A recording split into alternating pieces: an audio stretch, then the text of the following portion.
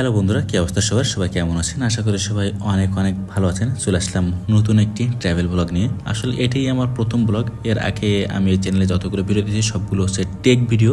তো এখন থেকে চেষ্টা করব এই চ্যানেলে আমি হচ্ছে ট্রাভেল ব্লগ দেওয়ার।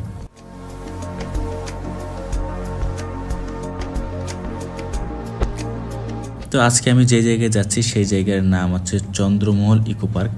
তো চন্দ্রমহল ইকো পার্কে যেতে যেতে এবং ওইখানে পৌঁছে এর যে সৌন্দর্য এবং এর যে ইতিহাসগুলো সব কিছু আপনাদের সাথে শেয়ার করার চেষ্টা করব। তাই আপনারা কেউ না টেনে সম্পূর্ণ ভিডিওটা দেখুন।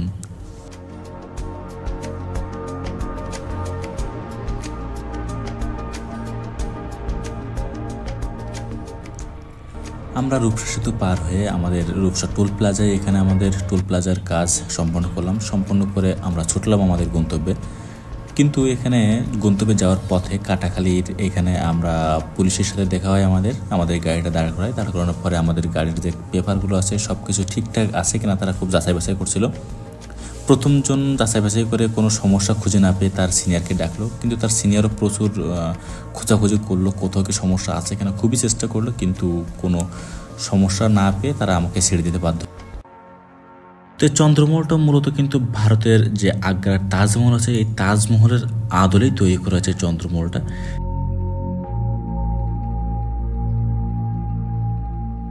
এই চন্দ্রমহলটা মূলত বাগেরহাটের সদর উপজেলার যে রঞ্জিতপুর এলাকা সেইখানে এই চন্দ্রমহল ইকো পার্কটা অবস্থিত।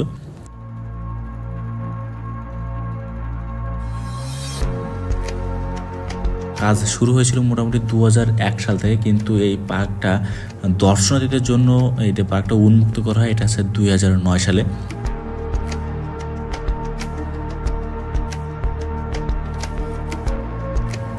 এই পার্কটি মূলত প্রতিষ্ঠা করেন সৈয়দ আমানুল হুদা।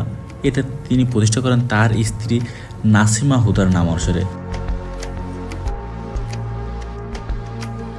মূলত এখানে আগ্রার যে তাজমহল এটা তো তৈরি করে সম্রাট শাহজাহান তার স্ত্রী মমতাজের জন্য তাজমহল তৈরি করে।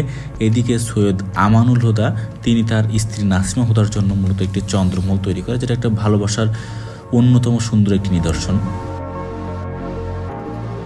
এই চন্দ্রমহলটার যে আয়তন আছে এটা কিন্তু প্রায় 10 একর জমির উপরে এই যে চন্দ্রমহল তৈরি করা।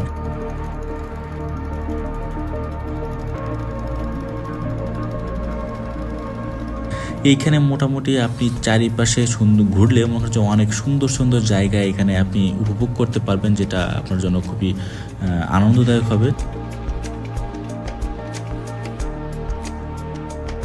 যদি আপনি এখানে যে ফ্যামিলির সাথে অথবা বন্ধুদের সাথে অনেকের সাথে ঘুরতে পারবেন। এখানে একটা বিশেষ একটা ছাড় আছে। মনে করেন যে যারা ফ্যামিলির সাথে ঘুরতে যান, অনেক বৃদ্ধ থাকে, বিশেষ করে 60 বছর বয়সে যারা রয়েছে তাদের জন্য কিন্তু এইখানে প্রবেশ মূল্য সেটা কিন্তু নেয় না, এখানে প্রবেশ মূল্য ফ্রি। তবে বর্তমানে এই পার্কটিতে প্রবেশ মূল্য আছে 60 টাকা। 60 টাকা আগে ছিল 50 টাকা, এখন এই প্রবেশ মূল্যটা কিন্তু 60 টাকা করা হয়েছে।